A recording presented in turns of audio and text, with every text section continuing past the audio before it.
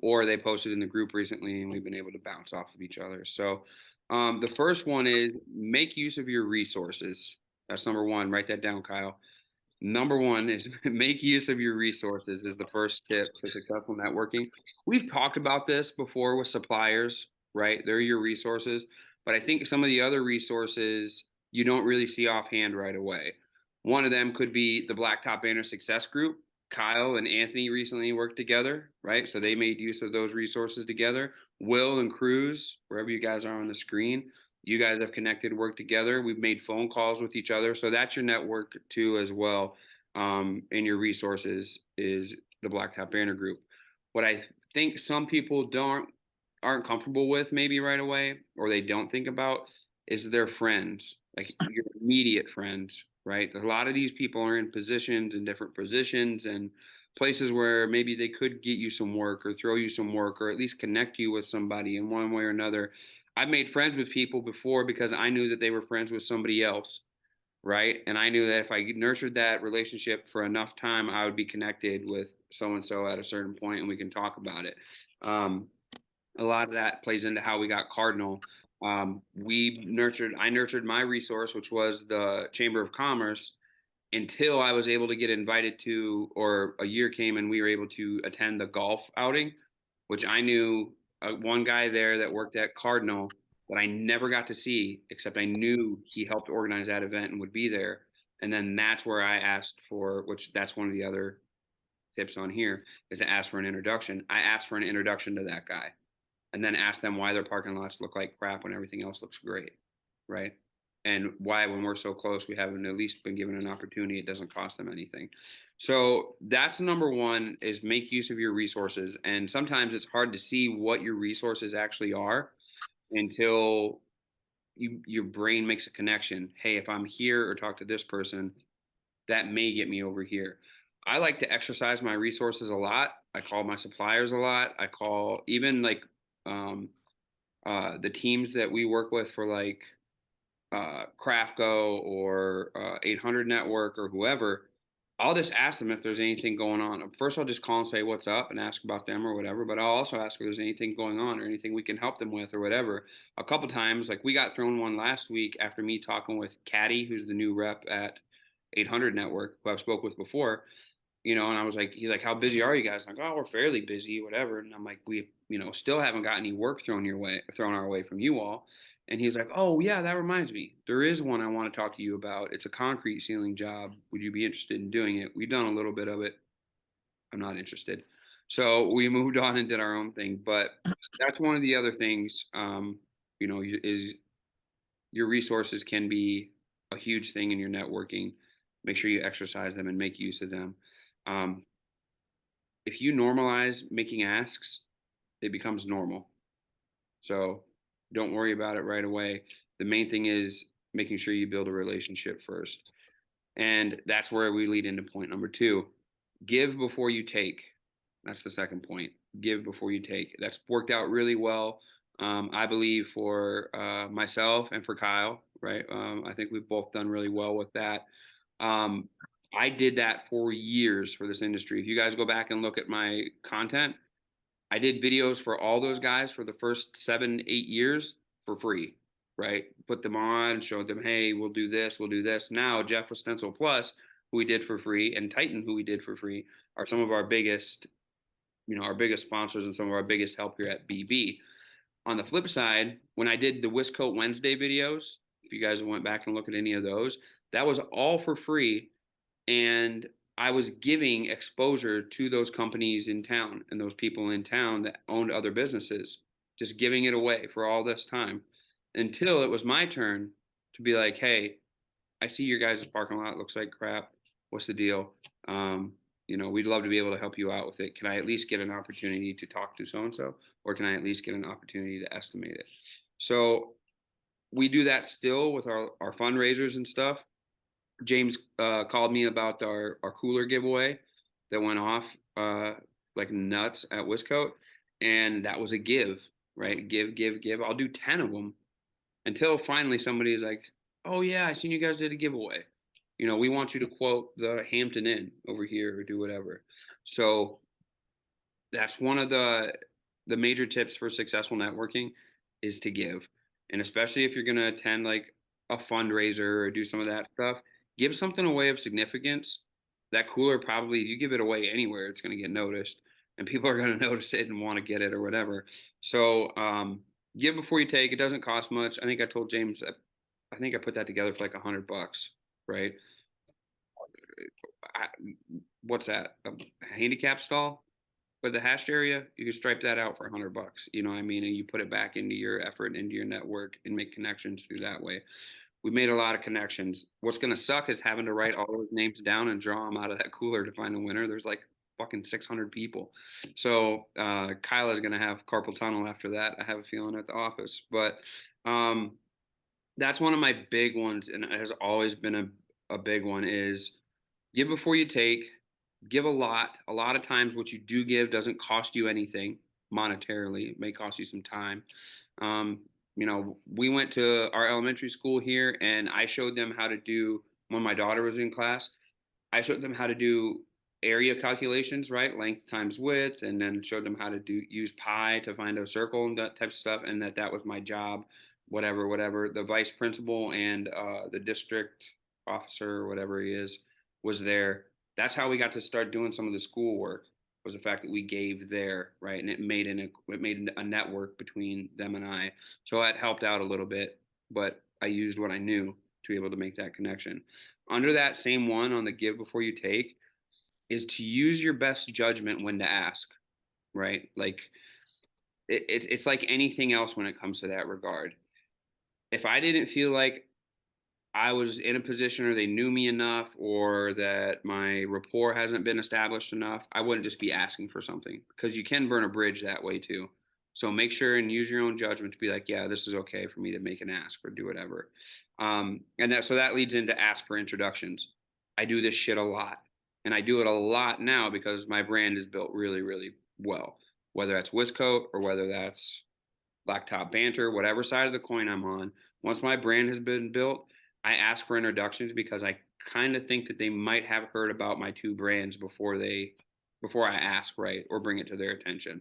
Um, Once that network relationship is built, make a pitch and make sure that the pitch makes sense. Okay, make sure that it makes sense to the person that you're asking to make an introduction. Because if it's going to make them feel awkward asking their boss to talk to you or put them in a hairy position, they're probably not going to do it. But if you can make them look like gold or make them look like a genius or make them look like they're doing something a little extra for their boss or for their higher up or their property manager or whatever, chances are they're going to be like, hey, man, I remember we were talking about these potholes a couple weeks ago. I just ran into this guy. He works right over there. Just did this one. He wanted to come take a look. If you want, I can make this connection for us and we can get these things taken care of. That's how you want the conversation to go. You don't want to be asking somebody who you just met, hey, can you tell me who your boss is and see if we might want to get these fixed. There's a chance you can do it. And there's a chance it might work, especially if they're really shitty. But if you establish a network, chances are that's going to go a lot smoother. The other thing that I want to talk about is our fourth tip, and that's follow up promptly. So if you do get an introduction, if you do make an acquaintance with somebody, reaching back out the next day, or if you're standing there, right, and be like, man, I'd love to connect with you about whatever. We can talk about that over drinks or whatever. Get their contact information, whatever, and text them. And then after another day or so, after things sulks, like, hey, man, I just was thinking when we were there, where are we sitting on this? What do you think? You know, um, text on the spot, email or call the next day. That's kind of usually how we do it and how I do it, whether it's WisCoat or whether it's Blacktop Banter. Um, it's been successful because so much shit is going on at some of these events, or if you're on the fly or you met at the gas station, that they forget about it. So if you follow up, chances are people check their texts and their emails when they have downtime. So chances are they're in a place where they can answer you back or they can write it down or do whatever. So that's the fourth one is to follow up promptly for successful networking. Number five, and probably the biggest one, I know James and I spoke about this quite a bit, and Cruz and I were talking about it quite a bit before we got on the call, is to utilize your online presence. I know that this is where you're going to get criticized the most, whether you're doing it right or not. But this is also one of the biggest fear spots, is utilizing your online presence. Um, on Facebook, I scroll through every day, and if somebody has 50 or 100 friends with me in common, chances are I add them, because I'm only posting mainly Blacktop Banter or WisCoat related stuff. Once in a while, you guys will see me post some stuff about the kids or what we're doing, and that's to keep the mix going. As I've explained in the past, you want to keep a percentage and a ratio there and going. Um, so your personal Facebook page, I know James and I spoke about this week, and we were talking about the cooler giveaway. And he was like, man, the cooler giveaway went off. And I'm like, dude, my personal Facebook page has more connections than my business page has likes for WisCoat. I shared from WisCoat onto my personal page the giveaway, right? And said, this is how you do it, this is how you enter to win or whatever. That's how that thing blew up so big, is because I was able to use it. So all those local people who, shit, I mean, let's be honest, the lady that owns the nail salon right here next to Blacktop Banner has no interest in anything we do at WisCoat, but she has interest in winning the cooler. So when she shares that, that goes out in front of people, they get introduced to WisCoat, and maybe whoever she shared it to wants to have an interest in getting their driveway done or has a parking lot or do whatever. And there we've made one of those touches, right? So it's important. Your personal Facebook page is important for your networking and your brand building. I hate that. I don't like it. I don't want it to be that way, but it fucking is. So there's nothing we can do. If we're not going to want to use it, then you can expect to have different results than people who are using it. And if somebody like me comes along and realizes it and uses it, they're going to do what I did and grow a 6-figure business right next to these guys that have been established forever, or 7-figure or whatever figure, by being willing to do that type of shit. So it sucked. I hated doing it. I got over the hump. I got comfortable doing it. And it's been one of my biggest assets. So, add friends, add people you might be acquainted with or not acquainted with.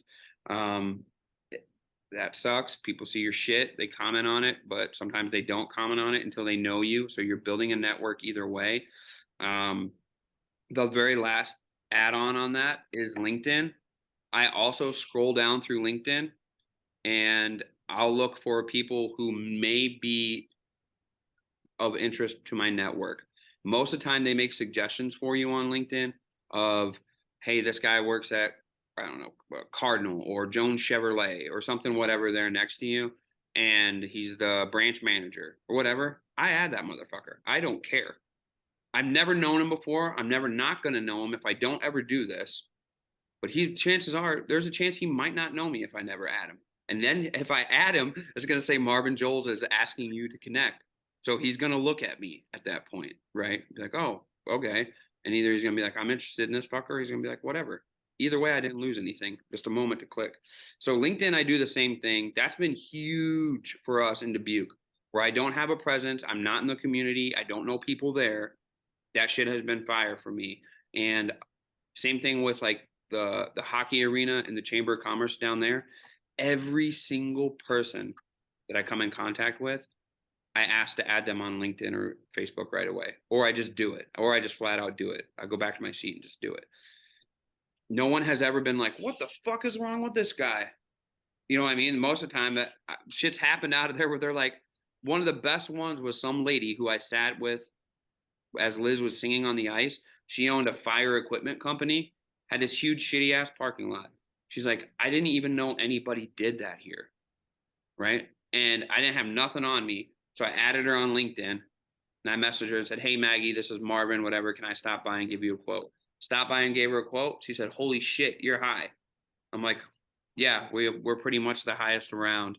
She's like, but I had the cheap guys do it before, and that's why it looks the way it does.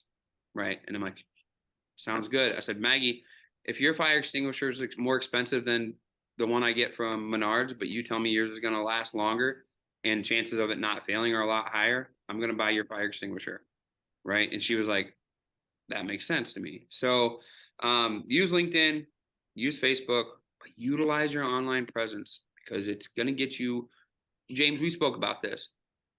The videos and the content you've been putting out, people are already starting to see that shit before you get there, right? Before you're getting there to quote those jobs, they've already seen that shit. So you're utilizing your online presence to create a network that already knows you before you're there. Now you do something at their place, do the same shit. They're going to share it with their friends. You're going to be able to tag them in posts on your personal page so that everybody who follows them sees your shit when you do their driveway or you do the winery or you do whatever. You, as much as our business pages can be built and be fantastic, they don't function as well at the sizes of businesses that we are as our personal business or personal pages. They work and it's great to have them and it does make us professional, but to me, I found better networking results that result in leads from my personal Facebook page. So that's the top 5. I'm going to run through them real quick again. I have more. I probably do about 25, but we'll do 5 tonight, and then I don't know, down the line we'll do some more, I guess. But it's make use of your resources, give before you take, ask for an introduction. It's not weird, I promise. It's not weird. And follow up promptly, and utilize your online presence. Here's the other thing. If you are doing all of those things as who you are as a person, if you're actually somebody who wants to help solve their asphalt problems, it comes across as their asphalt problems. So this is the bonus one, right? This is number 6. We were going to do it. Be you. Be who you are. You want to fix asphalt problems for these people. These people don't want asphalt problems. So if you genuinely go at the approach of it as, hey, I want to fix this for you, I have the capability of fixing it for you, I'm sure we can come to some kind of understanding about that. It gets relayed, right? If you never stray away from this, people will describe you to whoever they want to make the decision exactly the way you are.